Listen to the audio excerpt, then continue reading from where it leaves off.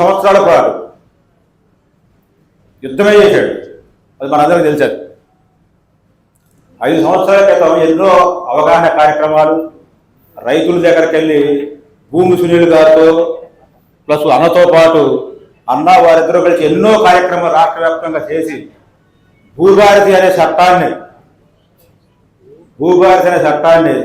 రూపొందించి అది ప్రజలకు ఉపయోగపడే విధంగా చేశారు. దాని శబ్దమే 50 సంవత్సరాల వరకు ఉండాలనే ఉద్దేశం. అది అనుద్దేశించి అలాగే ఆ పోరాటంలో భాగస్వామైనటువంటి మన విఆర్ఓను ఉద్దేశించి పెట్టిన సెంటెన్స్ అది. ఆ తర్వాత ఈ కార్యక్రమాన్ని ఉద్దేశించి విఆర్ఓ అసోసియేషన్ చైర్ ప్రెసిడెంట్ గరిక ఉపేంద్రరావు గారు మాట్లాడాల్సింది కోరుతున్నారు.